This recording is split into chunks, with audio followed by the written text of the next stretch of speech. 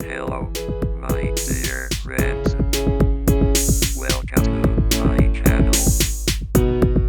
Don't forget to like, share, subscribe, and press the bell icon.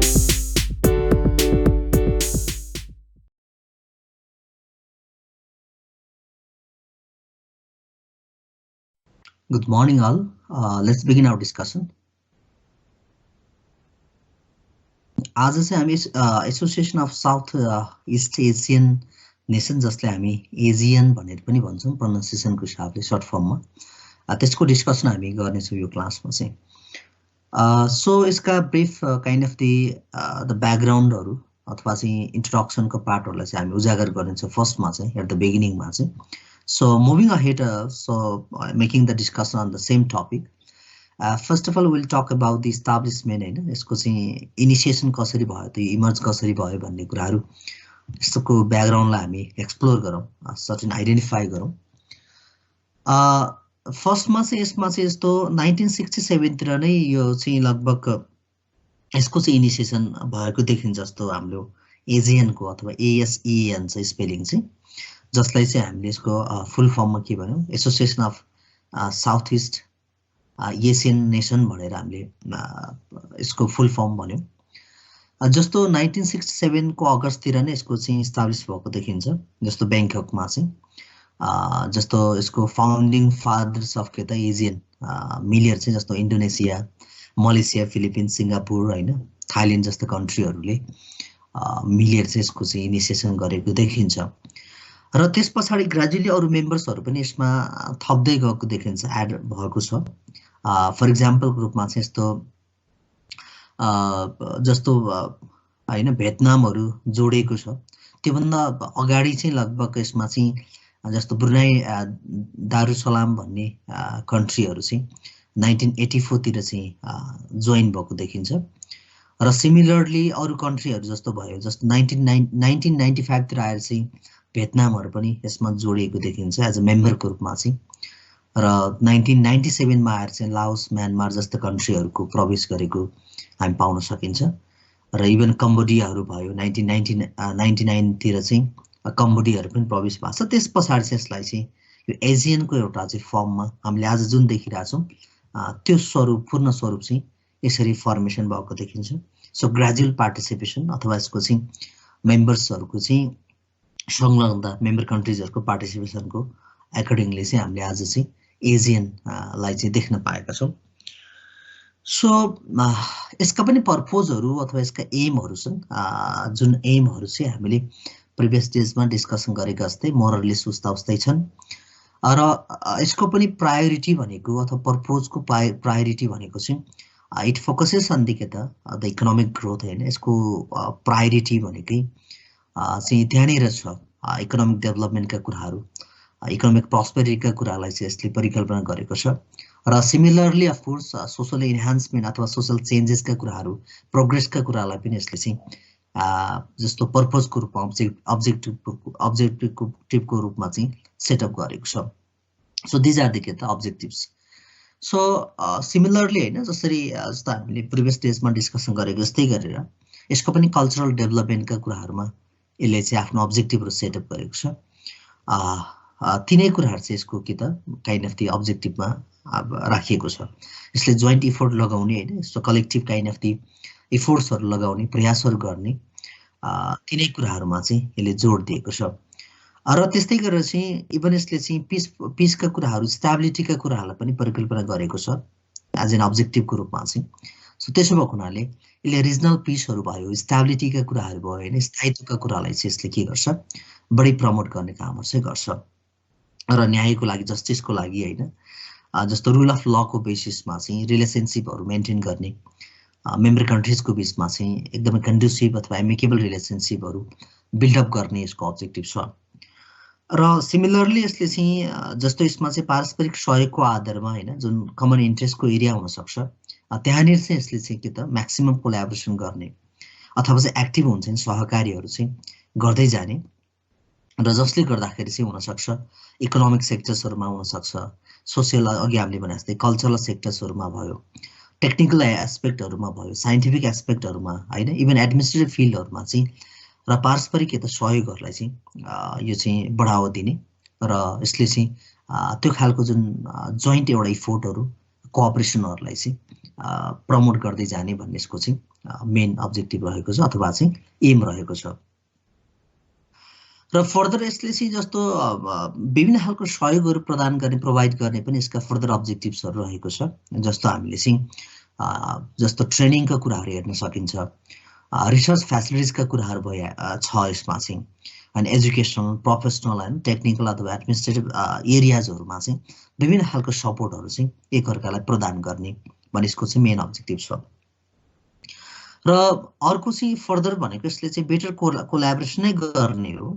जस्तो यसमा चाहिँ विभिन्न खालको जस्तो एग्रिकल्चर अथवा इन्डस्ट्री अथवा एग्रिकल्चर अथवा चाहिँ अरु इन्डस्ट्रिजहरुको बीचमा चाहिँ नर्मल्ली हैन, जस्तो त्यसको बेस्ट युटिलाइजेसन गर्नको लागि, त्यसलाई बेस्ट मोबिलाइजेसन गर्नको लागि चाहिँ जस्तो इफेक्टिभ तरिकाले के गर्ने, फर्दर कोलाबोरेसनहरु गर्दै जाने भन्ने यसको कुराहरु छ।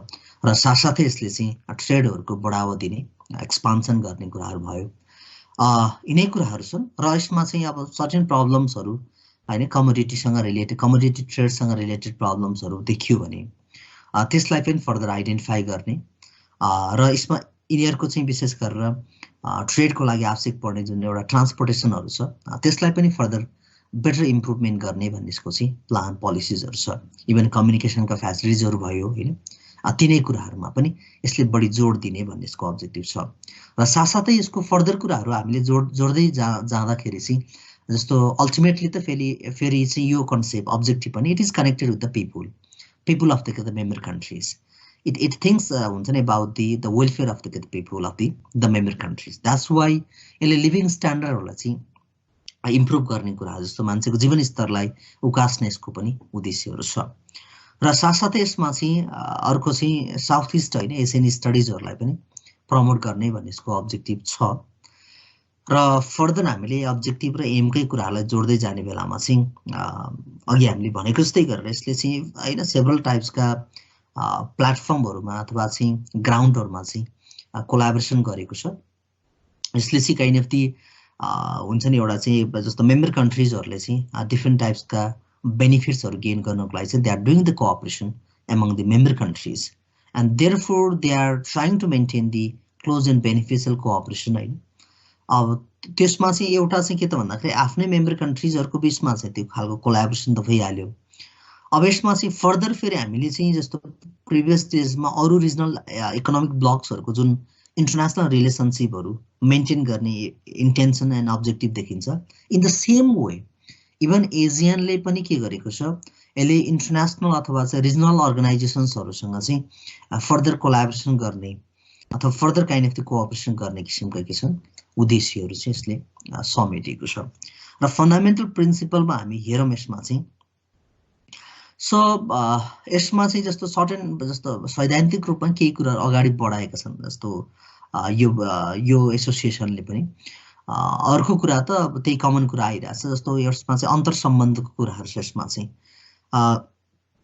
जस्तो पारस्परिक हैन सम्मान भइहाल्यो, त्यसको आधारमा चाहिँ लगभग जस्तो अन्तर सम्बन्धित अथवा के भन्छ यसलाई चाहिँ जस्तो हुन्छ नि इन्टरडिपेन्डेन्स किसिमका रिलेसनशिपहरु मेन्टेन गर्ने, सोभर्जिनिटीका कुराहरु भयो, यसमा चाहिँ इक्वालिटीका कुराहरु भयो, टेरिटोरियल इन्टिग्रिटीका कुराहरु भयो र national identity of all nations हैन, यी सबै कुरालाई चाहिँ के गर्ने अब म्युचुअल रेस्पेक्ट गर्ने भन्ने कुराहरु छ।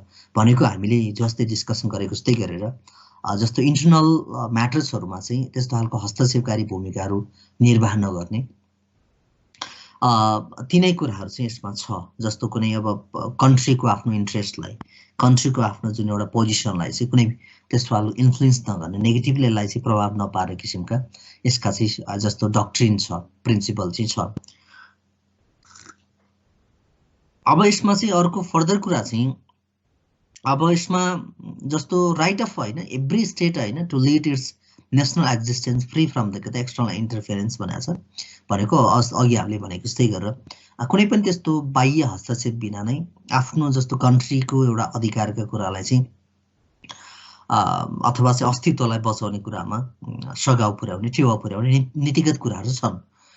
इन्टरनल अफेयर्सहरुमा हैन एकअर्काको आन्तरिक मामिलाहरुमा चाहिँ हुन सक्छ कन्फ्लिक्ट हुन सक्छ जस्तो हाम्रो कन्ट्रीमा हुन सक्छ पोलिटिकल स्टेबिलिटी छैन इन द सेम वे हैन जस्तो अरु कन्ट्रीहरुमा जस्तो मेम्बर कन्ट्रीजको कुरा गर्ने हो भने चाहिँ यसमा पनि अब सर्टेन फ्लक्चुएसनहरु हुन सक्छ पोलिटिकल्ली अब इभन टेक्निकल्ली अथवा चाहिँ सर्टेन कुराहरुमा हुन सक्छ डिप्लोमेटिक रिलेसनशिपहरुको हिसाबले आन्तरिक मामिलाहरुमा फरक किसिमका कुराहरु हुन सक्छन् बट त्यसलाई चाहिँ के गर्ने आन्तरिक मामलाहरुमा चाहिँ खासै हस्तक्षेपकारी भूमिका निर्वाह नगर्ने भन्ने कुराहरु यसमा चाहिँ फन्डामेन्टल प्रिन्सिपलको रूपमा दिइएको छ र अर्को चाहिँ हैन आफ्नै मेम्बर कन्ट्रीजको बीचमा चाहिँ पारस्परिक सम्बन्धहरु विकास गर्ने भन्ने यसका चाहिँ मेजर एमहरु छन् उद्देश्यहरु छन् यसलाई पनि हामी ब्रिफली डिस्कसन गरौँ So next topic for our discussion is APEC, APEC, APEC भन्ने छ I'm moving to the next slide and जसको full form चाहिँ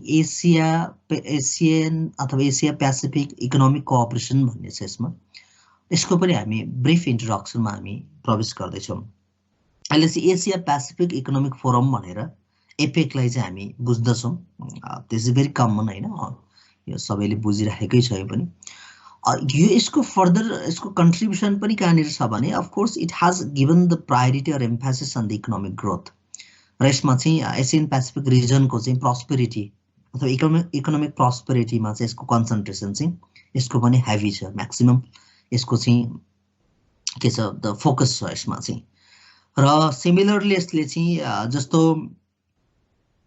यसमा भनौं न फ्री अथवा ओपन ट्रेड सिस्टम्सहरु इन्भेस्टमेन्टलाई एडप्ट गर्ने एउटा माहौलहरु यसले सिर्जना गरेको छ and of course it has given the priority to make the promotion अथवा चाहिँ to make the promotion of the regional economic kind of activities भनौं न त्यो चाहिँ रिजनल अथवा क्षेत्रीय तहको एउटा चाहिँ आर्थिक गतिविधिहरुलाई चाहिँ फर्दर यसले चाहिँ मोबिलाइज अथवा एक्टिभेट गर्नको लागि यसले सहयोग प्रदान गरेको छ अथवा प्लेटफर्म एउटा फाउन्डेसन क्रिएट गरेको छ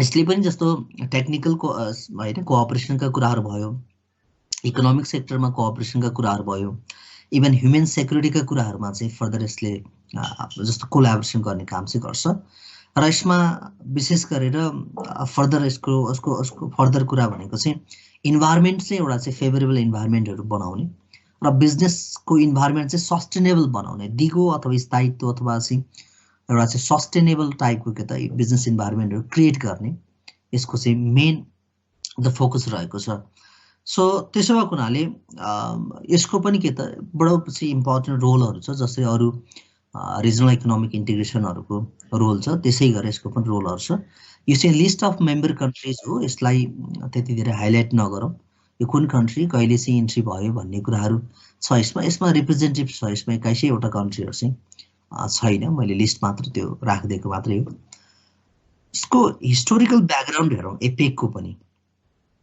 एसिया पेसिफिक हैन इकोनोमिक काइन्ड अफ दी जुन ब्लक्स भनौं अथवा चाहिँ कोअपरेसनको पनि सर्टेन के त हेरौं यसको चाहिँ हिस्टोरिकल ब्याकग्राउन्ड हेरौं फर्स्ट चाहिँ जस्तो हिस्टोरिकल ब्याकग्राउन्ड हेर्ने हो भने चाहिँ जस्तो यसमा चाहिँ जस्तो अस्ट्रेलियाको फर्मर प्राइम मिनिस्टर हैन बब हकले चाहिँ लगभग 1989 को स्पीचमा जुन स्पीच चाहिँ जस्तो कोरियामा दिएको थियो त्यो स्पीचमा यो कुरालाई चाहिँ एपेकको कन्सेप्टलाई चाहिँ उसले चाहिँ पब्लिकली चाहिँ शेयरिङ गरेको थियो जस्तो फर्मर प्राइम मिनिस्टर हो जस्तो अस्ट्रेलियाको बब सिंह जसले कोरियामा दिएको स्पीचमा जस्तो यो एपेकको कन्सेप्टलाई चाहिँ पब्लिकली नै के भएको थियो 1989 तिर चाहिँ शेयरिङ गरेको थियो जनवरी 31 मा अनि त्यसको 10 महिना पछाडी चाहिँ जस्तो एसिया पेसिफिक इकोनोमिज भनेर चाहिँ मेट इन के त क्यानबेरा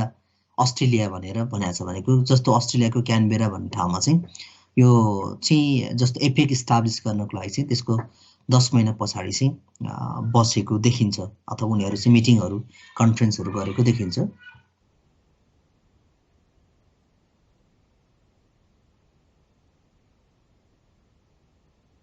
सो त्यस पछाडी चाहिँ यसको जस्तो फाउन्डिङ मेम्बर्सहरुमा हेर्ने हो भने जस्तो इभन थाइल्यान्डहरु भयो थाइल्यान्ड हैन इन्डोनेसिया कोरिया मलेसिया न्यूजील्यान्ड हैन ब्रुनाई दारुसलाम अब यो अस्ट्रेलिया आफै भइहाल्यो सिंगापुर युएसहरु जस्ता कन्ट्रीजहरु चाहिँ यसको फाउन्डिङ मेम्बर्सको रूपमा चाहिँ हामी देख्न सकिन्छ र यसमा जस्तो एउटा सिनियर हुन्छ नि अफिसियल काइन्ड अफ दि अथवा मिनिस्ट्रल लेभलको डायलगहरू चाहिँ त्यो इन्फर्मल टाइपको भनौँ न जस्तो डायलगहरू अथवा चाहिँ मिटिङ्सहरू चाहिँ जस्तो 1989 अथवा 1992 को बिचमा नै बसेको देखिन्छ हिस्टोरिकली हेर्ने बेलामा चाहिँ।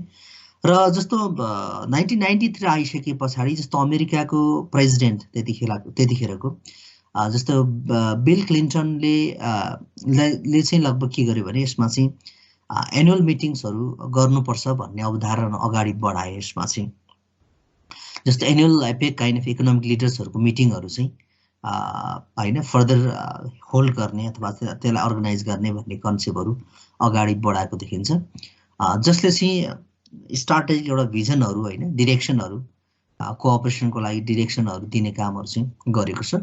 यो भयो हिस्टोरिकल ब्याकग्राउन्डको कुराहरू। र मिसन स्टेटमेन्ट अफ एपेक भनेर सर्टेन छ। म नेक्स्ट स्लाइडमा गएँ, यहाँहरूको अलिकति ढिला नै एपियर हुनसक्छ कतिपयमा, तर ग्रेजुअली आइहाल्छ। So mission statement of the APEC भनेर छ। यसमा चाहिँ यसको पनि मेन गोल भनेको चाहिँ सस्टेनेबल इकोनोमिक ग्रोथलाई नै प्रायोरिटी दिने कुरा हो यसको। र यसमा चाहिँ एसियन पेसिफिक रिजनहरूमा चाहिँ प्रस्पेरिटी जुन उन्नतिको परिकल्पना गरेको छ यसमा चाहिँ यसको पनि मिसनहरूमा चाहिँ।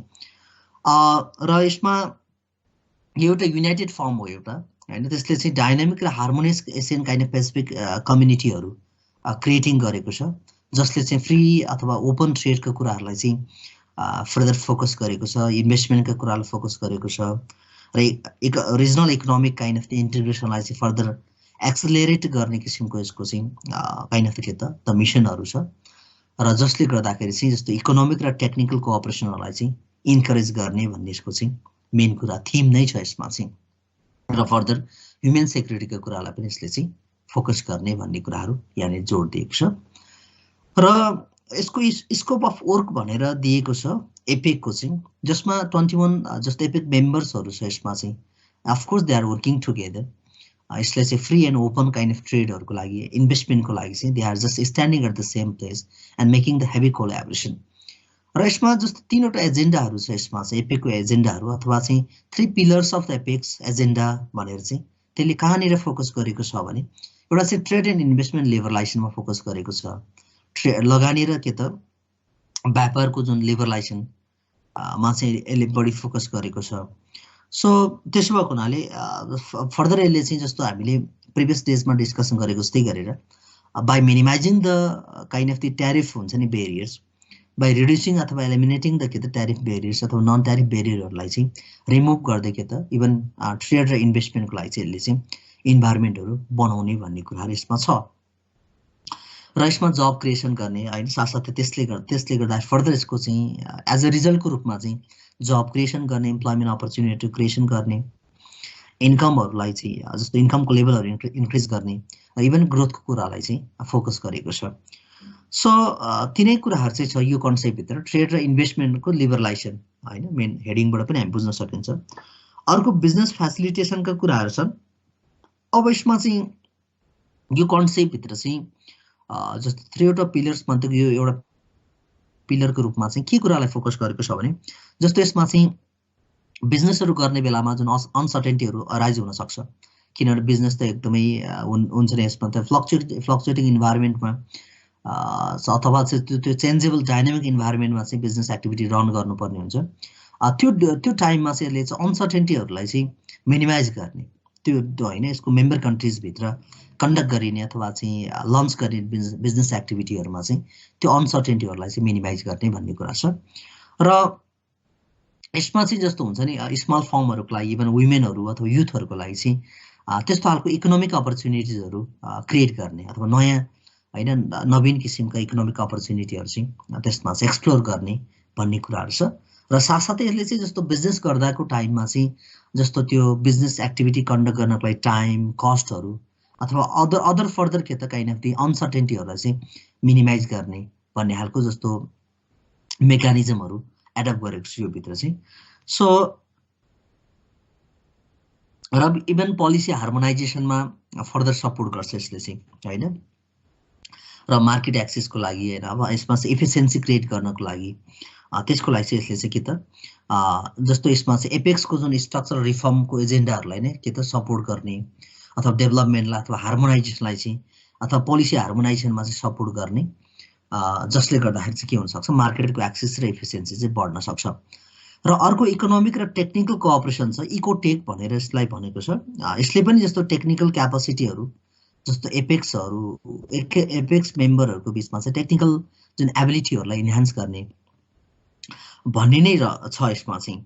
अब यसमा चाहिँ जस्तो इभन यसमा के भनेको छ, इकोटेक होइन, builds the technical capacity of the APEC diverse members to promote the trade, investment, secure and sustainable के त इकोनोमिक ग्रोथ भनेको छ। यिनै कुरामा चाहिँ यसको चाहिँ मेन फोकस रहेको छ। यो चाहिँ इकोनोमिक एन्ड टेक्निकल के त कोअपरेसनका कुराहरू रह्यो। अब सिमिलरली हामीले जस्तो अब समराइज गरौँ यसमा चाहिँ ओभरअल हामीले चाहिँ अहिलेसम्ममा जस्तो नाफ्टा, साफ्टा, सार्क, बिमस्टेक होइन, जस्तो अब एजियन, एपेक होइन, जस्तो यो इकोनोमिक ब्लक्सहरूको चाहिँ डिस्कसन गऱ्यौँ, ब्रिफ डिस्कसनहरू गऱ्यौँ अनि एउटा इन्ट्रोडक्सन जस्तै भनौँ न।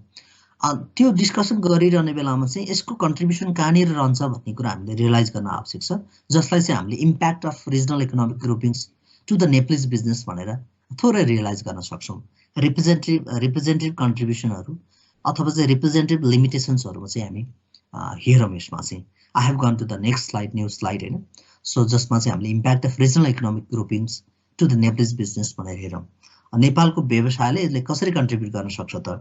हुन त यो मोरले सेम हो। अब हामीले चाहिँ आइदर हामीले जस्तै WTO को कुरा किन नगरौँ अथवा चाहिँ रिजनल इकोनोमिक ब्लक्सहरूको कुरा किन नगरौँ। So ultimately of course the summary अथवा conclusion is the same somehow. So these are the kind of the cooperating blocks. So these are the kind of the collaboration, either that is economic regional economic kind of the integration, or that is the kind of the global economic integration. यसको intention भनेको त trade एक्सपान्सनमा यसको चाहिँ जोड छ। त्यसो भएको हुनाले यसको पोजिटिभ इम्प्याक्ट पनि समहाउ सिमिलर नै हुन्छ। सो द्याट्स वाइ अब त्यसमा चाहिँ अब क्षेत्रीय रूपमा अलिकति बढी घटी अथवा कति धेरै बेनिफिट लिन सकिन्छ भन्ने कुरा आफ्नो ठाउँमा होला, बस यो चाहिँ अलमोस्ट हामी सेम देख्न सकिन्छ।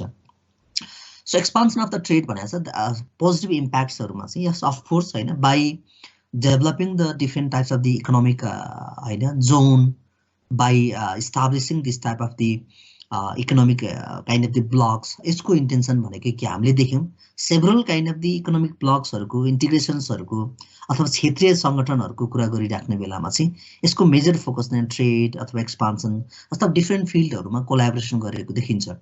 डिफ्रेन्ट एरियाजहरूमा चाहिँ सहकारी गरेर चाहिँ इभन मान्छेको लिभिङ स्ट्यान्डर्ड भयो, इकोनोमिकको स्ट्याटसहरूलाई चेन्ज गर्ने, सिमिलरली चाहिँ एउटा चाहिँ लिभिङ स्ट्यान्डर्डहरूमा चाहिँ अब इन्हान्स गर्ने कुराहरू होइन, त्यस जस्तो पिपुलहरूको वेलफेयरका कुराहरू भयो, यी कुरालाई फोकस गरेको छ। र त्यस्तै गरेर यसले चाहिँ ट्रेडको एक्सपान्सन गर्ने एउटा मेकानिजम त डेफिनेटली बनाइहाल्छ, किनभने यसले ट्यारिफ नन ट्यारिफ बेरियर्सहरूलाई चाहिँ त्यो खालको बोर्डर काइन्ड अफ दी एउटा चाहिँ बोर्डरलेस कन्ट्री क्रिएट गर्ने अथवा ट्रेडिङ जोनहरू चाहिँ क्रिएट गर्ने यसको चाहिँ उद्देश्य देखिन्छ। इभन हामीले नाफ्टामा पनि त्यो कुराहरू चाहिँ डिस्कसन गऱ्यौँ होइन। सो तिनै कुराहरू छ यसमा चाहिँ। र नट ओन्ली द्याट होइन, यसले चाहिँ विशेष गरेर इन्भेस्टमेन्टका कुराहरूलाई पनि वेलकम गर्ने कामहरू चाहिँ गर्छ। र जोइन्ट भेन्चरहरूलाई पनि यसले चाहिँ फर्दर फेसिलिटेट गर्ने काम चाहिँ गर्छ। र ट्रान्जिट फेसिलिटीहरू भयो, अब यसमा चाहिँ जस्तो ट्रान्जेक्सन कस्टहरूलाई पनि मिनिमाइज गर्छ। यसमा चाहिँ विशेष गरेर डिफ्रेन्ट टाइप्सका लेभीहरू, फिजहरू होइन, जस्तो ड्युटिजहरू भनौँ इम्पोर्ट एक्सपोर्टको टाइममा मिनिमाइज गर्ने नै यिनीहरूको इन्टेन्सन रहन्छ। त्यसो भएको हुनाले ट्रान्जेक्सन कस्ट बिकम्स लेस। त्यसमा चाहिँ लिस्ट डेभलप कन्ट्रीले पनि म्याक्सिमम बेनिफिटहरू लिन सकिन्छ भन्ने कुरा। यद्यपि अब it depends upon the situation how that the least develop countries are moving ahead होइन। अब तिनीहरू कतिको क्यापेबल छ भन्ने कुरा आफ्नो ठाउँमा होला, but somehow so it opens the opportunity अथवा एउटा चाहिँ अपर्च्युनिटीको डोर चाहिँ ओपन गर्ने काम चाहिँ रिजनल इकोनोमिक ब्लक्सहरूले गर्छ, based on which they can take the much more excuse me, so they can take the much more the advantages from the regional economic kind of the integration.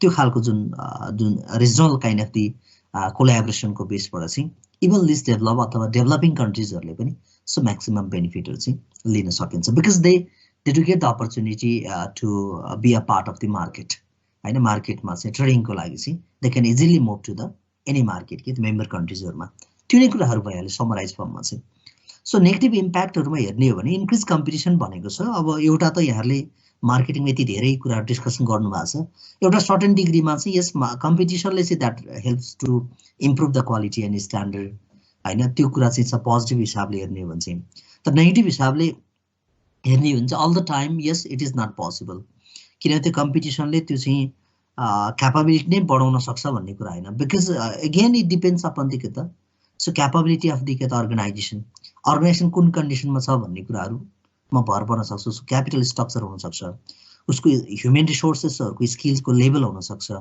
Several कुराहरु चाहिँ determining फ्याक्टर्सको रूपमा आउन सक्छ तर हाम्रो जस्तो कन्ट्रीको एक्जाम्पल दिने हो भने त फर एक्जाम्पल अब हाम्रो कन्ट्रीको इन्डस्ट्रीहरुले त्यो सायद ग्लोबल कम्पिटिसन अथवा चाहिँ रिजनल एरियामै पनि कम्पिट गर्न सक्ने खालको प्रोडक्टहरु एक्सेप्सनमा केही प्रोडक्टहरु बाहेक खासमा छैनन् त्यसो हुँदा डोमेस्टिक प्रोडक्ट्स अथवा कम्पनीजहरुले चाहिँ कम्पिट गर्न नसक्ने हुन्छ त्यसको एज अ रिजल्ट कन्सिक्वेन्सको रूपमा चाहिँ उनीहरुले बिजनेसलाई क्लोज डाउन गर्नुपर्ने अवस्थाहरु चाहिँ आउन सक्छ अर्को चाहिँ revenue loss to the government भनेको छ अब यसमा चाहिँ नर्मल्ली त्यो चाहिँ अघि हामीले भने जस्तै जस्तो कोल्याबोरेसन हुनु भनेको रिजनल एज वेल एज के त ग्लोबल इकोनोमिक जस्तो कोल्याबोरेसन हुनु भनेको चाहिँ यसले चाहिँ सकेसम्म कम भन्दा कम कस्टमा चाहिँ गुड्स एन्ड सर्भिसेसलाई एक्सपोर्ट अथवा इम्पोर्ट गर्न सकोस् भन्ने नै हो त्यो भन्नु भनेको चाहिँ गभर्नमेन्टको रेभेन्यू चाहिँ अल्टिमेटली रिडक्सन हुनु हो भनेर हामी यसलाई चाहिँ नेगेटिभ इम्प्याक्टको रूपमा चाहिँ यसलाई बुझ्न सकिन्छ यो भयो रिजनल इकोनोमिक इन्टिग्रेसन्सहरुको समग्र हामीले चाहिँ के त समराइज फर्ममा यसको चाहिँ प्रभाव के छ त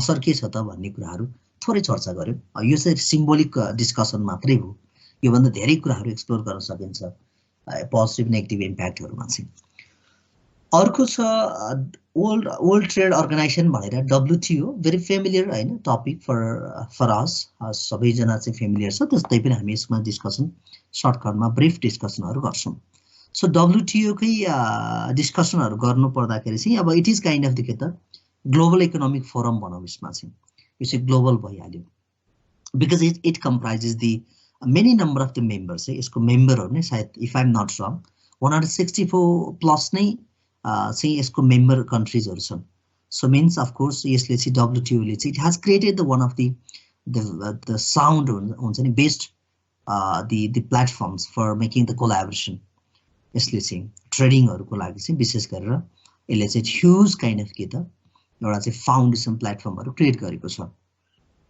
यस of course it is an international organisation यो चाहिँ अन्तर्राष्ट्रिय संगठन भनेर हामी बुझ्न सकिन्छ 1995 तिर चाहिँ यसको एस्टाब्लिशमेन्ट भयो र सक्सेसर अफ ग्याट भनेर भनेको छ यो चाहिँ जीएटीटी हैन ग्याट भइहाल्यो सो यो चाहिँ हामीले जुन काइन्ड अफ द एग्रीमेन्ट हो यसमा चाहिँ त्यसको सक्सेसरको रूपमा चाहिँ अथवा उत्तराधिकारीको रूपमा चाहिँ डब्ल्युटीओ को जन्म भएको छ सेभरल मिटिङ्सहरु भए सेभरल हैन सो फेजका काइन्ड अफ द सेभरल राउन्डका जस्तो कन्फरेन्सहरु भयो मिटिङ्सहरु भयो त्यसपछि चाहिँ लगभग डब्ल्युटीओ को क्रिएसन भएको देखिन्छ यसमा हामी पछि आउँला सो अफ कोर्स यसको मेजर कन्सन्ट्रेसन पनि यसले चाहिँ ट्रेडलाई चाहिँ लिबरलाइज गर्ने हैन इजी बनाउने यसलाई उदारीकरण गर्ने भन्ने कुरा नै हो यसमा चाहिँ यसलाई फोरम गभर्नमेन्टको फोरम भनेर पनि यसलाई बुझ्न सकिन्छ अब यसको मेकानिजम भित्र सो डिफरेन्ट टाइप्सका जस्तो ट्रेडिङ सेक्टर्समा एपियर भएका डिस्प्युटहरु हुन सक्छन् विवादहरु त्यसलाई चाहिँ के त त्यसलाई सेटल गर्ने डिफरेन्ट मेकानिजमहरु चाहिँ यहाँनिर छ अब यसमा चाहिँ र फर्दर कुरा चाहिँ जस्तो ट्रेडसँग रिलेटेड जति पनि जस्तो अघि हामीले भने जस्तै अब त्यो क्रस बोर्डर बाउन्ड्रिजमा चाहिँ गुड्स एन्ड सर्भिसेसको शिफ्टिङमा अथवा ट्रेडिङमा हैन त्यो प्रब्लम्सहरु एपियर हुन सक्छ अब्स्ट्याकलहरु त्यसलाई पनि के त एलिमिनेट गर्ने मिनिमाइज गर्ने चाहिँ यसको चाहिँ मेन फोकस रहेको छ जस्तो 1948 को फेरि अब हिस्टोरिकल ब्याकग्राउन्ड हेरौं जस्तो सिन्स 1948 भनेको छ general agreement on tariff and the के द ट्रेड ग्याट भनेको छ provided the rules for the के त सिस्टम भन्यो ग्याट इभल्भ थ्रु द के त several round of the negotiation भन्यो हैन त्यसमा चाहिँ जस्तो उर्के राउन्ड अफ द ग्याट भनेको छ from 1986 to 1994 led to the डब्ल्युटीओस क्रिएसन भन्यो अघि नै हामीले डिस्कसन गरिहाल्यो त्यो चाहिँ ग्याट जस्तो डब्ल्युटीओ भनेको सक्सेसर अफ द ग्याट भन्यो नि जस्तो उत्तराधिकारी भन्ने बुझिन्छ हाम्रै भाषामा चाहिँ तर त्यो ग्याटको जुन प्रयास अथवा त्यो भित्रको जस्तो सेभरल जस्ट 1986 to 1994 सम्मको जुन सेभरल काइन्ड अफ दि इन्डेभर्सहरू छ, प्रयासहरू छ, त्यसको परिणामस्वरूप चाहिँ WTO को क्रिएसन अथवा इस्टाब्लिसमेन्ट भएको देखिन्छ। तर जस्तो GATT ग्यापको चाहिँ एउटा मेजर यसको डिलिङ चाहिँ यसले कहाँनिर गर्थ्यो भन्दा ट्रेड इन गुड्समा चाहिँ यसले मोर डिल गर्ने काम चाहिँ गर्थ्यो। बट WTO को केसमा चाहिँ जस्तो वर्ल्ड ट्रेड अर्गनाइजेसनले चाहिँ जस्तो ट्रेड इन जस्तो होइन यसले चाहिँ सर्भिसेसहरू होइन ट्रेड अथवा इन्भेन्सनका कुराहरू होइन जस्तो यसमा चाहिँ डिजाइन इन्टेलेक्चुअल प्रपर्टीका कुरालाई पनि कभर गर्ने काम चाहिँ गर्छ। सो WTO ले पनि सो त्यसो भएको हुनाले यसको अलिकति ब्रोडर एरिया छ। सो नेपालको कन्टेक्स्टमा हेर्ने हो भने त हामीले भनिहाल्यौँ जस्तो 147औं स्थानमा चाहिँ नेपालले 2004 मा चाहिँ आफ्नो जस्तै मेम्बरसिपहरू पाएको देखिन्छ। यसमा हामीले हेर्ने हो भने चाहिँ त्यसमा फेरि हामी पछि चर्चा गरौँला। सो जस्तो यसले के गरेको छ जस्तो नेपालको प्रवेश भइसके पछाडि चाहिँ of course we are being the member of the WTO, यसले चाहिँ ग्लोबल इकोनोमीमा चाहिँ आफ्नो एक्सेसहरू अथवा कनेक्टिभिटी नेटवर्कहरू चाहिँ बिल्डअप गर्नको लागि डेभलप गर्नको लागि चाहिँ it has given the opportunity. WTO को मेम्बर हुनुको नाताले चाहिँ हामीसँग त्यो खालको अपर्च्युनिटी चाहिँ क्रिएट भएको छ। फाइल अफ द WTO भनेको चाहिँ यसको लोकेसन जेनेभा भइहाल्यो, स्विजरल्यान्डमा, इस्टाब्लिस्ड 1995 भइहाल्यो। जस्तो created by the उर्गे round negotiation 1986 to 1994 भनेको चाहिँ यसमा चाहिँ मलाई यिनै कुराहरू छ, यो ब्रिफ कुराहरू भइहाल्यो। सो मेम्बरसिप भनेर चाहिँ जस्तो 2016 सम्ममा 164 छ, यो चाहिँ अब प्रोफाइल मात्र भयो। एन्ड मुभिङ अहेड यसको फिचर्सहरूमा हेरौँ जस्तो यसको फिचर्सहरूमा WTO को फिचर्सहरूमा चाहिँ यो आफैमा के हो त लिगल एन्टिटी हो। सो यसमा चाहिँ सर्टेन रुल्स डक्ट्रिन प्रिन्सिपल्सहरूको बेसिसमा चाहिँ यसले कन्ट्रिजहरूलाई चाहिँ सर्टेन नर्म्समा राख्ने कामहरू गर्छ। मेम्बर्सहरूले चाहिँ इक्वल भोटिङ राइट्सहरू छ यसमा चाहिँ जस्तो कुनै बेलामा डिसिजन्सहरू लिनु पर्यो, कुनै नेगोसिएसन्सहरू हुन सकेन भने त्यस्तो अवस्थामा भोटिङै दिनु पर्यो भने पनि yes of course they do have the voting rights होइन मेम्बर कन्ट्रिजहरूको। र यसमा चाहिँ पर्मानेन्ट एग्रिमेन्ट्सहरू छन्, यसमा चाहिँ त्यसलाई फलो गर्ने कामहरू गर्छन् अथवा गरिन्छ। रुल बेस्ड एप्रोच भनेको चाहिँ यसमा चाहिँ यस सिस्टम्सहरू छ, यसमा विधि छ, प्रणालीहरू छ, त्यसको अन्डरमा रहेर चाहिँ तिनीहरूले चाहिँ फेयर ट्रेडका कुराहरू अथवा इभन कम्पिटिसनका कुराहरू चाहिँ रुल बेसमा बसेर फेयर ट्रेडहरू गर्ने काम चाहिँ गर्छ। वाइड कभरेज भने यसमा चाहिँ यसले चाहिँ ग्लोबल इकोनोमिक जुन डाइभर्सिटी भनौँ अथवा कल्चरल डाइभर्सिटी, सो सेभरल टाइपको डाइभर्सिटीका कुराहरूलाई चाहिँ यसले कभर गर्छ, रिप्रेजेन्ट गर्छ। यो ग्लोबल इकोनोमिक फोरम भएको हुनाले यसको चाहिँ स्कोपहरू अथवा एरियाज माइलेजहरू चाहिँ ह्युज छ। र इन्टेलेक्चुअल प्रपर्टीको प्रोटेक्सनमा पनि यसको चाहिँ मेजर रोलहरू रहेको छ। यसको अब्जेक्टिभमा हामीले फोकस गर्ने हो भने पनि यसको पनि त्यही छ, यसमा चाहिँ होइन ट्रेड सिस्टमहरूलाई चाहिँ इम्प्रुभ गर्ने, फर्दर बेटर बनाउने यसको चाहिँ मेन अब्जेक्टिभ रहेको छ। र यसमा चाहिँ जस्तो मेम्बर कन्ट्रिजहरूको ट्रेडहरू होइन ट्रेडहरूलाई एक्सपान्सन गर्ने कुरामा पनि यसको चाहिँ कन्ट्रिब्युसन छ, यसको अब्जेक्टिभ्सहरू छ। सो जसले गर्दाखेरि चाहिँ मेम्बर कन्ट्रिजहरूले चाहिँ फर्दर बेनिफिटहरू लिन सकोस्। त्यसो भएको हुनाले ट्रेड प्रमोसनको साथमा चाहिँ मेम्बर कन्ट्रिजहरूले चाहिँ एउटा बेनिफिटहरू गेन गर्न सक्ने इन्भाइरोमेन्टहरू बनाउने भनेको छ यसमा चाहिँ। So better balance in the sharing of the advantages through the trade expansion भनेको छ, त्यो कुरामा पनि यसको यसले आफ्नो अब्जेक्टिभको रूपमा चाहिँ त्यो कुरालाई पनि अगाडि बढाएको देखिन्छ। यसले चाहिँ बेटर ब्यालेन्स होइन जस्तो यसमा चाहिँ जस्तो एडभान्टेजहरूलाई सेयरिङ गर्ने ट्रेड एक्सपान्सनको माध्यमबाट होइन त्यो खालको जुन जस्तो बेटर बेनिफिटहरू सेयरिङ गर्ने प्लेटफर्मको रूपमा पनि यसलाई अगाडि बढाएको छ, which is the major objective of the WTO। So कम्पिटिटिभनेसका कुरालाई अथवा चाहिँ बढाउने भनेको छ। यद्यपि हामीले भर्खरै डिस्कसन गऱ्यौँ जस्तो रिजनल इकोनोमिक इन्टिग्रेसनको कन्क्लुजनमा आउने बेला नेगेटिभ इम्प्याक्टमा हामीले कम्पिटिसन भनेर डिस्कसन गरिरहेछौँ होइन। प्रतिस्पर्धात्मक क्षमताहरू बढाउने कुरा चाहिँ WTO ले पनि गर्छ। यसको असर भनेको अथवा फाइदा भनेको के त कस्टमर्सहरूले बेनिफिट गेन गर्न सकौँ। हामीसँग अहिले मल्टिपल अप्सन्सहरू छ, प्रोडक्ट्स कन्ज्युम्सनका कुरा किन नगरौँ होइन, हामीसँग लाइफस्टाइल जिउने कुराहरूमा किन नगरौँ। सो भनेको त्यो चाहिँ के त भन्दाखेरि त्यो चाहिँ यस अफकोर्स त्यो कम्पिटिसनको रिजल्टको रूपमा चाहिँ हामीले त्यो फाइदा गेन गर्न सक्यौँ जस्तो लाग्छ हामीले होइन। यस्तो इभन ग्लोबल बिजनेसहरूमा चाहिँ इभन डिफ्रेन्ट ट्रेडिङ हाउसहरूले चाहिँ लन्च गरेका प्रोडक्ट्सहरू चाहिँ एकअर्कामा कम्पिटिटिभ भएको कारणले गर्दाखेरि हामीले आज चाहिँ आजको डेमा चाहिँ के गर्न पाइरहेका छौँ, सेभरल अप्सन्सहरू हामीसँग हाम्रो फ्रन्टमा छ र त्यसको कारण रिजनले गर्दाखेरि चाहिँ इभन प्रड्युसर्सहरू म्यानुफ्याक्चरिङ इन्डस्ट्रीहरूले पनि आफ्नो गुड्सको क्वालिटिजका कुराहरू फिचर्सहरू इन्हान्स गर्नु परिरहेको छ, जसको फाइदा भनेको चाहिँ कस्टमरलाई छ, किनभने त्यसमा मोनोपोली टाइपको भएको भए चाहिँ बेग्लै हुन्थ्यो। र लेभल अफ प्रोडक्सन अथवा प्रोडक्टिभिटी होइन उत्पादकत्व बढाउने कुराहरू यसले चाहिँ जस्तो रोजगारी सिर्जना गर्ने होइन विश्व बजारमा एउटा रोजगारीको सिर्जना गर्ने किसिमका यसका अब्जेक्टिभहरू छन्, त्यो चाहिँ यसको मेजर अब्जेक्टिभ्सभित्र हामी डिस्कसन गर्न सकिन्छ। र फर्दर चाहिँ यसले रिसोर्सेसहरूको युटिलाइजेसन ग्रेजुअली गर्दै जाने, जति पनि स्रोत र साधनहरू छ त्यसको पनि परिचालन गर्ने भन्ने कुरा छ।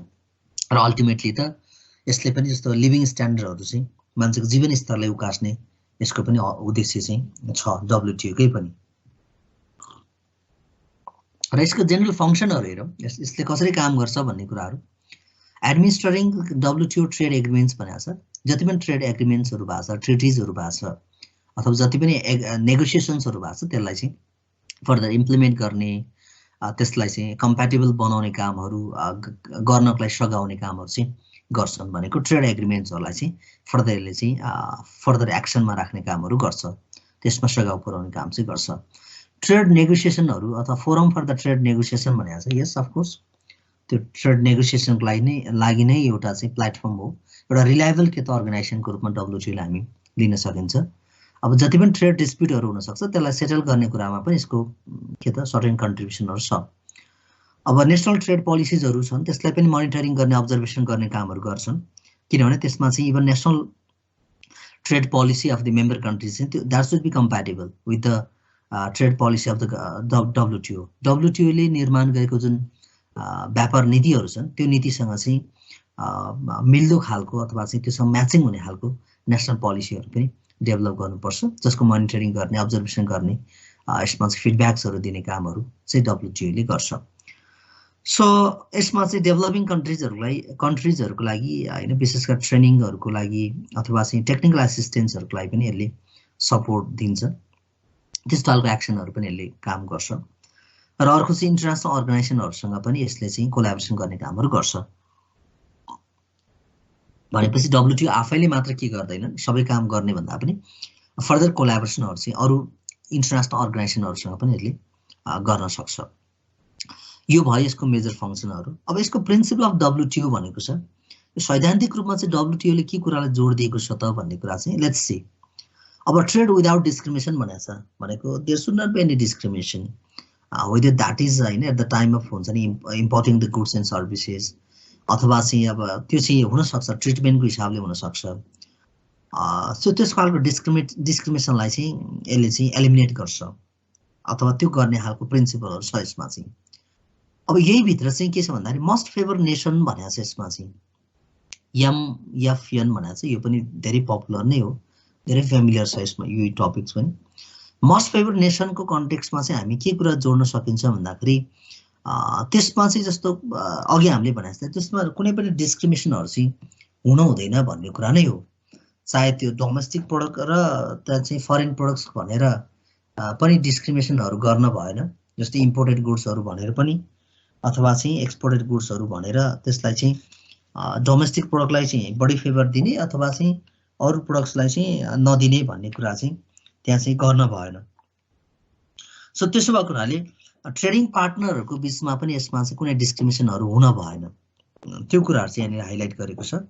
सो अब यसमा चाहिँ आफ्नै प्रोडक्ट्सहरू अथवा सर्भिसेस र बाह्य प्रोडक्ट्स अथवा सर्भिसेसमा पनि त्यो भिन्न रूपले चाहिँ ट्रिटमेन्ट गर्न भएन, जस्तो ट्याक्सको हिसाबले अथवा हरेक हिसाबले त्यसरी चाहिँ फरक डिस्क्रिमिनेसनहरू चाहिँ गर्न भएन।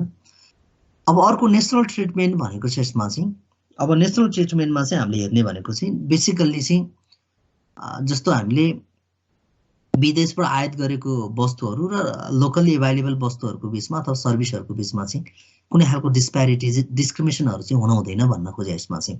त्यो चाहिँ के त इक्वल लेभलको ट्रिटमेन्टहरू अथवा even imported and local goods should be treated in a equal way, त्यो चाहिँ बराबर रूपमा चाहिँ यसलाई चाहिँ ट्रिटमेन्ट गर्नुपर्छ भने हो यसमा चाहिँ। र फरेन र डोमेस्टिक सर्भिसेसहरूलाई पनि in the same way equally चाहिँ यसलाई ट्रिटमेन्ट गर्नुपर्छ भन्न खोजे हो। अर्को त अब फ्री ट्रेड भनेको छ, अफकोर्स यसलाई डिस्कसन त्यति धेरै गर्नु नपर्ला यसमा चाहिँ। अब यसमा चाहिँ यसले चाहिँ नर्मली ट्यारिफ ब्यारियर्सहरूलाई रिमुभ गर्दै फ्री ट्रेड इजी ट्रेडका कुराहरू परिकल्पना गरेको छ। अर्को प्रेडिक्टेबिलिटी छ भनेको यसले चाहिँ इन्भाइरोमेन्टलाई स्टेबल बनाउने कामहरूमा यसले जोड दिन्छ र फर्दर यसले चाहिँ अर्को कुरा चाहिँ जस्तो फेयर कम्पिटिसनहरूलाई चाहिँ अथवा भनेको अघि हामीले डिस्कस गर्नु इट इज हुन्छ नि rule based practices rule based के त business activity that's why it has imagine about the के त promotion of the fair trade अथवा फेयर कम्पिटिसन्सहरूलाई यसले चाहिँ बढी जोड दिएको छ। डेभलपिङ र इकोनोमिक के अरे यसमा चाहिँ जस्तो यसमा चाहिँ इकोनोमिक जस्तो यसमा चाहिँ encourage development and the economic reforms भनेको छ होइन, त्यो कुरालाई पनि यसले चाहिँ प्रिन्सिपलको रूपमा चाहिँ राखेको छ। यो कुरा भयो प्रिन्सिपल भयो डब्लुटिओको। यसको स्ट्रक्चरमा हामी थोरै चर्चा गरौँ। जस्तो स्ट्रक्चर अफ डब्लुटिओ भनेको छ यसमा जस्तो मिनिस्टरियल कन्फरेन्स भनेको छ एभ्रिथिङ इज गिभन देयर, त्यसलाई म थोरै हाइलाइट गर्छु। जस्तो यो पनि यस्तो नेसनल ट्रेड जस्तो इन्टरनेसनल काइन्ड अफ ट्रेड मिनिस्टर्सहरूको संलग्नतामा चाहिँ इन्भल्भमेन्टमा चाहिँ यसको चाहिँ कम्पोज भएको देखिन्छ अथवा यो कम्पोज भएको छ। यसलाई चाहिँ डब्लुटिओको चाहिँ गभर्निङ बडीको रूपमा पनि लिइन्छ यसलाई चाहिँ, र जसले चाहिँ जस्तो डब्लुटिओको एउटा चाहिँ डब्लुटिओलाई एउटा दिशा दिने एउटा डिरेक्सन दिने एउटा पाथ क्रिएसन गर्ने वे दिने काममा पनि यिनीहरू रेस्पोन्सिबल छन्। अब यसमा चाहिँ जस्तो एभ्री 2 इयर्समा कम्तीमा पनि एकचोटि यिनीहरूले मिटिङ गर्ने कामहरू गर्छ र यसमा नर्मली चाहिँ अब यसमा चाहिँ जस्तो हुन्छ नि एउटा पारस्परिक एउटा चाहिँ सहमतिको आधारमा मेम्बर कन्ट्रिजहरूको सहमतिको आधारमा चाहिँ विभिन्न खालको डिसिजन्सहरू लिने कामहरू चाहिँ यो भित्र गर्छ। अब यसमा चाहिँ नर्मल्ली होइन त्यस्तो डिफिकल्ट सिचुएसन भयो भने त अघि हामीले भने जस्तै भोटिङहरू त गर्न सकिहाल्छ। त्यसो भएको मिनिस्ट्रल कन्फरेन्स चाहिँ एउटा चाहिँ के त इन्टरनेसनल ट्रेड मिनिस्टर्सहरूको संलग्नतामा यसमा चाहिँ भएको छ। यसमा गर्ने कामहरू गरिन्छ विभिन्न खालको एक्टिभिटिजहरू चाहिँ। जेनरल काउन्सिल भनेर दिएको छ नेक्स्टमा चाहिँ जेनरल काउन्सिल चाहिँ जस्तो सिनियर रिप्रेजेन्टेटिभहरू विशेष गरेर सामान्यतया चाहिँ जस्तो एम्बेसडर लेभलको मान्छेहरूको संलग्नतामा चाहिँ पार्टिसिपेसनमा चाहिँ बनेको हुन्छ। सबै मेम्बर कन्ट्रिजहरूको जस्तो मेम्बर कन्ट्रिजहरूबाट चाहिँ एम्बेसडर लेभलको पार्टिसिपेसन भनौँ न तिनीहरूको संलग्नता भएको हुन्छ यसमा चाहिँ। र यसले पनि के गरिरहेको हुन्छ भन्दाखेरि विशेष गरेर डे टु डे अपरेसनमा यसले वाच गरिरहेको हुन्छ, अब्जर्भेसन गरिरहेको हुन्छ र यस डब्लुटिओको फर्दर म्यानेजमेन्टमा चाहिँ यिनीहरूको फोकस रहेको हुन्छ। र यसमा चाहिँ नर्मल्ली डब्लुटिओको जस्तो की डिसिजन मेकरको रूपमा पनि यिनीहरूले रोलहरू प्ले गरिरहेको हुन्छ। तिनै कुराहरू चाहिँ यसभित्र छ जेनरल काउन्सिलभित्र चाहिँ। अब यसमा ट्रेड पोलिसी रिभ्यू बडीको कुराहरू हामी हेर्न सकिन्छ। त्योभन्दा अगाडि हामी हेरौँ जस्तो several body describe below report directly to the के त जेनरल काउन्सिल भनेको छ। र अर्को चाहिँ ट्रेड पोलिसी रिभ्यू बडी भनेको छ। अब ट्रेड पोलिसी रिभ्यू बडीमा पनि के हो त डब्लुटिओकै मेम्बरहरू चाहिँ संलग्न भएर चाहिँ जस्तो यसलाई चाहिँ फर्दर रिभ्यू गर्ने रेस्पोन्सिबिलिटीहरू लिएको हुन्छ यसमा चाहिँ जस्तो होइन सर्टेन एउटा टाइमको इन्टरभलमा चाहिँ यिनीहरूले रिभ्यू गर्ने कामहरू गर्छ ट्रेड पोलिसिजहरूमा चाहिँ अथवा जति पनि प्र्याक्टिसेसहरू भएको छ अरू सबै मेम्बर कन्ट्रिजहरूले गरेको प्र्याक्टिसेसहरू त्यसलाई चाहिँ रिभ्यू गर्ने कामहरू अब्जर्भेसन गर्ने कामहरू चाहिँ गर्छन्। अर्को अघि हामीले भने जस्तो डिस्प्युट सेटलमेन्ट बडी भनेको थियो। डिस्प्युटहरू त्यस्तो खालको विवादहरू आयो भने पनि त्यसलाई समाधान गर्नको लागि पनि यसमा चाहिँ के त डिस्प्युट सेटलमेन्ट बडीहरूको फर्मेसन भएको देखिन्छ र यो पनि डब्लुटिओको मेम्बर कन्ट्रिजहरूको पार्टिसिपेसनमा बनेको हुन्छ। र डिस्प्युट रिसोल्युसनमा चाहिँ यसको के त ठुलो सहयोग रहन्छ। यो बडीले चाहिँ त्यो कुरालाई फोकस गर्छ र डिस्प्युटहरू त्यस्तो विवादहरू छन् भने त्यसलाई सुन्ने त्यसलाई चाहिँ लगभग रुलको सिस्टम अथवा रुलको बेसिसमा सिस्टमको बेसिसमा चाहिँ त्यसलाई ट्रिट गर्ने अथवा सल्भ गर्ने प्रयासहरू चाहिँ यिनीहरूले जारी राख्ने कामहरू गरेको छ। अर्को councils and trade in goods and trade in services भनेको छ। अब दे अपरेट अन्डर द के त म्यान्डेट अफ द के त general council and are compose of the all members भनेको छ। त्यहाँ पनि सबै मेम्बर कन्ट्रिजहरूको पार्टिसिपेसन रहन्छ।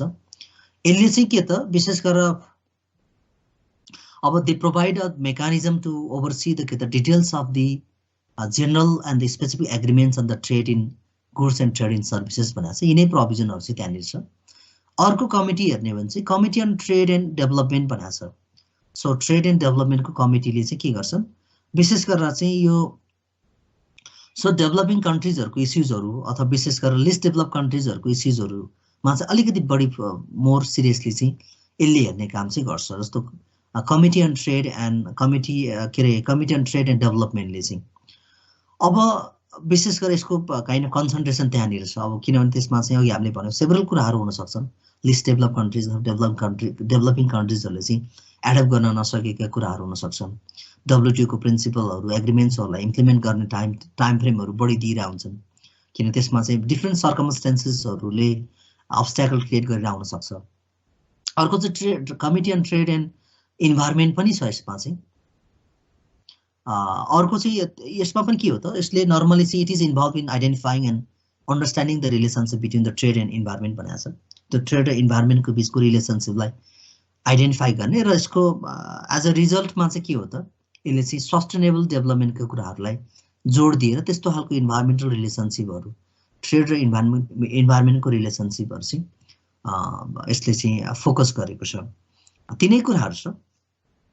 So coming to the benefits of the डब्लुटिओज ट्रेडिङ सिस्टम, डब्लुटिओको ट्रेडिङ सिस्टमले पनि हामीलाई दिने फाइदाहरू भनेको यस अफकोर्स यसले पिस मेन्टेन गर्न सपोर्ट गर्छ, राइट। यसको कन्ट्रिब्युसन हेर्ने हो भने चाहिँ अब यो कन्स्ट्रक्टिभ डिस्प्युट सेटलमेन्टका कुराहरू भयो। यसमा चाहिँ एकदमै काइन्ड अफ ल बेसमा सिस्टम बेसमा चाहिँ यसले डिस्प्युटहरूलाई म्यानेज गर्ने कोसिसहरू गरेको हुन्छ। इभन मान्छेको लिभिङ स्ट्यान्डर्डलाई इम्प्रुभ गर्नको लागि यसको ठुलो योगदान छ भने हामीले चाहिँ। सो मल्टिपल चोइसेसहरू चाहिँ कस्टमरले दिइरहेको हुन्छ। यसमा सेलेक्सन अप्सन्सहरू चाहिँ because of the competition, because of the multiple organizations, practices of the multiple organization. So customers are getting the so this type of options, यो खालको अवसरहरू चाहिँ दिइरहेको हुन्छ। अब इन्कम जेनेरेट गर्ने कुरा त अभियसली होइन, यसले चाहिँ ट्रेडको इन्हान्समेन्ट गर्नु भनेकै के त इन्डस्ट्री अथवा ट्रेडिङ सिस्टम्सहरूको एक्सपान्सन गर्नु भनेकै यसले इम्प्लोइमेन्ट जेनेरेट गर्नु हो, अथवा चाहिँ इकोनोमिक एक्टिभिटीहरूलाई फर्दर यसले चाहिँ फ्लोरिस गर्नु। त्यो भनेको चाहिँ एउटा पर्सनल लेभलको इन्कमहरू एज वेल एज नेसनल लेभलको अथवा चाहिँ इन्टरनेसनल लेभलको इन्कमहरू भनौँ चाहिँ इभन गभर्मेन्टहरूले पनि इन्कमहरू जेनेरेट गर्न सक्छन्।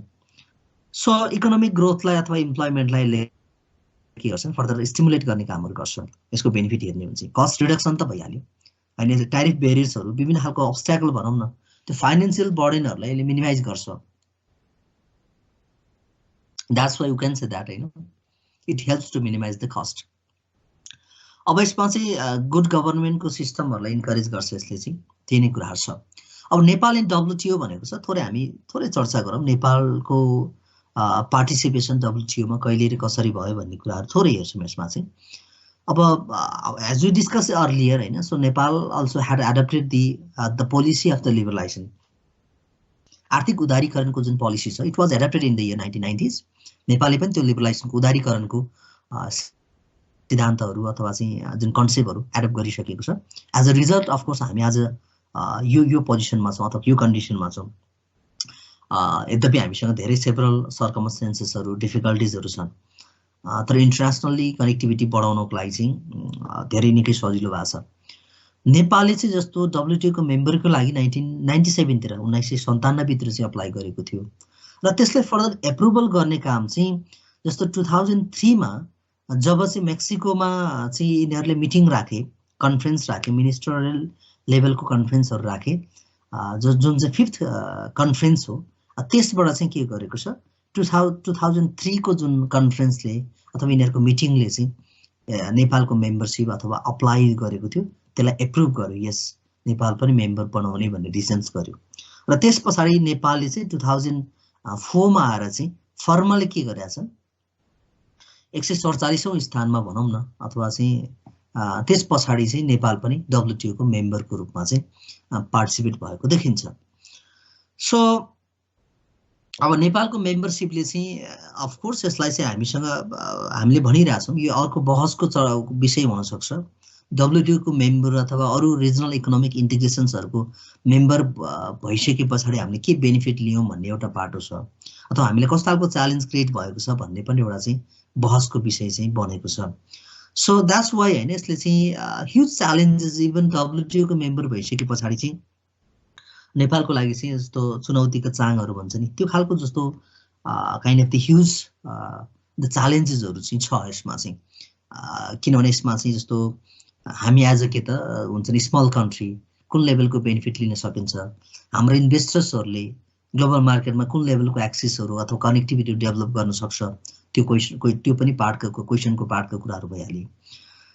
हाम्रो डोमेस्टिक इन्डस्ट्रीको जुन स्ट्रेन्थ अथवा जुन कन्डिसन्सहरू छ त्यसले गर्दाखेरि ग्लोबल मार्केटबाट चाहिँ त्यो अपर्च्युनिटी ग्र्याब गर्न सक्छ कि सक्दैन भन्ने कुरा चाहिँ क्वेसनेबल नै छ। सो द्याट्स वाइ अब च्यालेन्जेस छ, तर त्यसको साथसाथै फेरि अपर्च्युनिटिजहरू पनि हाम्रो फ्रन्टमा चाहिँ छ ग्लोबल एक्सेसको लागि। त्यो ग्लोबल्ली चाहिँ एउटा चाहिँ पहुँचहरू विकास गर्नको लागि चाहिँ त्यो खालको अपर्च्युनिटी चाहिँ यसले चाहिँ डिस्कसन गरेको छ। सो तिनै कुराहरू भइहाल्यो। यसलाई पनि हामी यसलाई समअप गरौँ 2-4 मिनटमा चाहिँ। यो पोजिटिभ इम्प्याक्ट अथवा opportunities of the WTO membership to the के त नेपाल भनेको छ भनेको WTO को मेम्बर भइसके पछाडि चाहिँ what sorts of the benefits that we can grab from this platform भन्न खोजेको यसमा चाहिँ। होइन यो खालको कोलाबोरेसन गरेर नेपालले चाहिँ WTO को मेम्बर बनिसके पछाडि के खालको पोजिटिभ काइन्ड अफ द फाइदाहरू लिन सकिन्छन्, कस्तो खालको नेगेटिभ थ्रेट्सहरू चाहिँ हामीले सामना गर्नुपर्ने हुन्छन् भन्ने कुरा चाहिँ सर्टेन कुरालाई चाहिँ हामी हाइलाइट गर्छौँ। जस्तो यसको पोजिटिभ कुराहरूमा हेर्ने हो भने चाहिँ excuse me, okay, trade expansion र डाइभर्सिफिकेसन भनेको छ।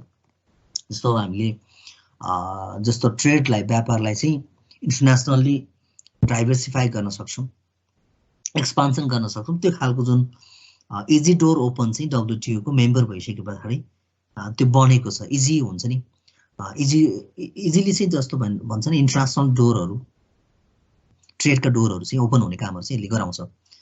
त्यो पोजिटिभ कुराहरू रह्यो। अब FDI मा पनि यसले चाहिँ के त FDI को फ्लोलाई पनि यसले चाहिँ इजी बनाएको छ। त्यो खालको बेनिफिटहरू हामी गेन गर्न सक्छौँ। अरू हामीले अघि भने जस्तै ट्रान्जिट राइटका कुराहरू भइहाल्यो, त्यो हामी युटिलाइज गर्न सक्छौँ इन्टरनेसनली। भलै हामीसँग धेरै डिफिकल्टिजहरू छन् त्यसमा पनि प्र्याक्टिकल्ली, तर हामीले त्यसलाई चाहिँ सर्टेन लेभलमा युटिलाइज गर्न सकिन्छ। सो इभन प्राइभेट सेक्टरको डेभलपमेन्ट चाहिँ ऱ्यापिडली हुन्छ भन्ने कुरा इमेजिन गरेको छ यसमा चाहिँ। किन डिस्प्युटहरू एराइज भयो भने सो यो WTO को मेकानिजमले चाहिँ त्यसलाई अब्जर्भ गर्छ, फर्दर ट्रिट गर्ने कामहरू गर्छ। अर्को चाहिँ रुल बेस्ड सिस्टम भएको हुनाले फेयर ट्रेडका कुराहरू हामी परिकल्पना गर्न सक्छौँ। वी क्यान से द्याट, होइन। So Nepalese investors so they can take the benefit by conducting the business activities based on the rules.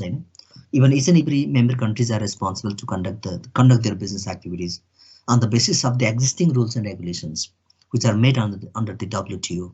त्यसो भएको हुनाले even Nepal can take the, अब हामी नेपाल मात्र होइन यसको मेम्बरसिप हुनुको नाताले चाहिँ इभन सबै कन्ट्रिजहरूले चाहिँ यही वेबाट बेनिफिटहरू लिने हो। बट हाम्रो चाहिँ जस्तो इभन पुवर इकोनोमिक कन्ट्रीहरू भएको हुनाले चाहिँ I think this is the greatest opportunity to the Nepal to be a part of the global market. त्यसरी पनि हेरौँ हामीले चाहिँ। अब कस्ट अफ लिभिङका कुराहरूलाई घटाउँछ भनेको छ यसमा चाहिँ। अफकोर्स यसमा चाहिँ सिन्स देयर इज द हुन्छ नि rapid competition, fair competition among the competitors or suppliers, manufacturer, it we can say that, होइन। सो अफकोर्स जस्तो मान्छेले चाहिँ so they can enjoy the हुन्छ नि ह्याप्पी लाइफ। यसमा चाहिँ कस्टका कुराहरू लो कस्टमा पनि they can spend their life, they can enjoy their life, त्यो खालको अप्सनहरू छ। चोइसेस अफ प्रडक्ट्स अथवा क्वालिटिजमा पनि फरक छन्। यस अफकोर्स हामीले जस्तो अलिकति कति बेला चाइनिज प्रडक्टहरू प्रिफर गरौँला, चाइनिज प्रडक्टमा पनि सुपिरियर प्रडक्ट्सहरू, होइन, इन्फेरियर प्रडक्ट्सहरू depending upon the level of the income we can choose the products. अब इभन हामीले चाहिँ होइन जापान अथवा अमेरिका अथवा चाहिँ अरू फर्दर वेस्टर्न कन्ट्रिजका प्रडक्ट्सहरू पनि इन्जोय गर्न सक्छौँ। We have the multiple options, product option यही कन्ज्युम गर्नुपर्छ भन्ने चाहिँ छैन, हामी इम्पोर्ट गर्न सक्छौँ। जस्तो प्रिफरेन्सेसका कुराहरू भइहाल्यो। अब इम्प्लोइमेन्ट जेनेरेसनका कुराहरू, इकोनोमिक ग्रोथका कुराहरू, यस अफकोर्स जहाँ चाहिँ जस्तो ट्रेडिङ एक्टिभिटीहरू म्याक्सिमम हुन्छ, जहाँ चाहिँ काइन्ड अफ दि जस्तो ट्रेडिङ भोल्युमहरू चाहिँ म्याक्सिमम हुन्छ, त्यो ठाउँमा नै के त अब यसमा चाहिँ इम्प्लोइमेन्ट अपर्च्युनिटी जेनेरेट हुने हो। इकोनोमिक ग्रोथका कुरा त्यही ठाउँमा चाहिँ परिकल्पना गर्न सकिन्छ। गुड गभर्नेन्सका कुराहरू पनि इन्करेज गर्छ, होइन। सुशासनका कुराहरू भइहाल्यो, ट्रान्सपेरेन्सीका कुराहरू भइहाल्यो। अब यो चाहिँ पोजिटिभ कन्ट्रिब्युसन भयो। So Nepal can take this type of the benefits being the part of the being a member of the WTO। हैन WTO को मेम्बर भइसके पछाडि हामीले चाहिँ यो एरियाजहरुमा चाहिँ अथवा चाहिँ बिजनेसको ट्रेडिङको सेक्टर्समा चाहिँ यो वेबाट हामी बेनिफिट गेन गर्न सक्ने रहेछ हाम्रो लगानीकर्ताहरूले चाहिँ यस्ता खालको फाइदाहरु लिन सक्ने रहेछन् भनेर हेरौं बट यसमा चाहिँ त्यति हुँदा हुँदै पनि we do see the limitations हामीसँग लिमिटेशन्सहरु पनि छन् जसलाई हामी नेगेटिभ इम्प्याक्ट अथवा threats of the WTO membership to the Nepal भनेको छ नेपाल WTO को मेम्बर हुनु भइसके पछाडि यसले अपर्च्युनिटी मात्र होइन यसले थ्रेट अथवा च्यालेन्ज पनि फेस गर्नु परेको छ एउटा च्यालेन्ज भनेको threat to the domestic business भनेको छ this is common thing we have made the several discussion on the same topic right त्यसो भएको हुनाले डोमेस्टिक बिजनेसलाई थ्रेट क्रिएट गर्ने काम चाहिँ गर्छ बिकज इट हुन्छ नि ब्रिङ्स द क्वेसन अफ हुन्छ नि यसमा क्वेसन अफ एक्जिस्टेन्स के अब त्यो डोमेस्टिक बिजनेसहरु अस्तित्वमा रहन्छ कि रहँदैन भन्ने कुरामै यसले चाहिँ क्वेसन रेज गर्छ अथवा चाहिँ त्यो चाहिँ क्वेसनेबल छ त्यो इस्यु नै आफैमा व्हाई बिकज WTO को मेम्बर हुनुको नाताले चाहिँ इभन हाम्रो बिजनेस पार्टनरहरु बिजनेस हाउसहरु easily they can come to Nepal they can establish their business हुन्छ नि forum they can conduct their के त business activities means of course they are huge in a size they are huge in capital they do have the skill human resources so their industry is technology based industries हैन त्यसो भएको हुनाले त्यो लेभलको इन्डस्ट्रीहरु नेपालमा आउनु भनेको हाम्रो इन्डस्ट्रीहरु चाहिँ हाम्रो बिजनेसहरु चाहिँ ग्रेजुअली रिमुभ हुनु नै हो कम्पिट गर्न नसकेपछि लसमा त गर्न सकिदैन बिजनेस भनेको प्रफिट मोटिभले चलेको हुन्छ त्यो रिजन चाहिँ एउटा चाहिँ त्यो खालको थ्रेटहरु छ revenue loss to the government भनेको छ सिम्पली के त यो चाहिँ कहाँनिरबाट जोड्न सकिन्छ भने रेभेन्यू लस चाहिँ अघि हामीले भने जस्तै अब रिजनल इकोनोमिक इन्टिग्रेसनमा पनि यही कुरा गर्यौं हामीले जस्तो लस टु द के त गभर्नमेन्ट भन्यो अथवा चाहिँ रेभेन्यू लसको कुराहरु जब कोलाबोरेसन गर्नु भनेकै यसमा चाहिँ क्रस बोर्डर जुन गुड्स एन्ड सर्भिसेसको शिफ्ट अथवा मुभमेन्टहरु इजी बनाउने by reducing the different types of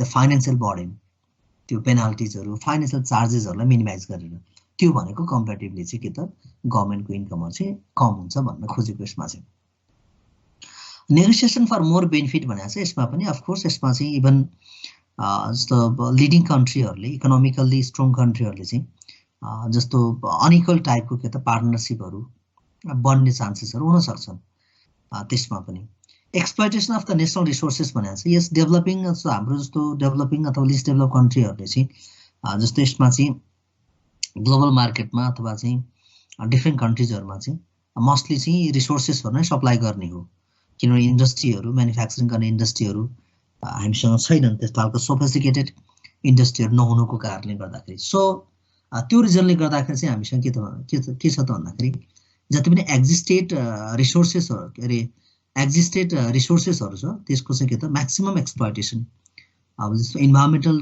जस्तो हुन्छ नि डिस्ट्रक्सन हुने तरिकाले पनि के भइरा हुन्छ अधिकतम चाहिँ रिसोर्सेसहरु युटिलाइज भइरा हुन्छ त्यो खालको जस्तो नेगेटिभ काइन्ड अफ के त प्र्याक्टिसेसहरु चाहिँ हुन सक्छ सो WTO को मेम्बर भई अब कन्क्लुजनमा हामी के भन्न सक्छौं WTO को मेम्बर हुनुको नाताले हामी सर्टेन बेनिफिट चाहिँ पोजिटिभ बेनिफिट पनि लिन सक्छौं र सर्टेन बेनिफिट के सर्टेन एस्पेक्टमा चाहिँ हामीले अब्स्ट्याकलहरु पनि फेस गर्नुपर्ने हुँदो रहेछ भन्ने कुरालाई हामीले जोड दिँदै आजको डिस्कसनलाई चाहिँ हामी चाहिँ यसैमा एन्डिङ गरौँ किन टाइम पनि ओभर भइसकेको छ र केही छ भने यहाँले सेयरिङ गर्दै गर्नु होला होइन भने आजलाई चाहिँ यति गरौँ okay so this much for today have a good day thank you class see you next time bye bye Thanks for watching.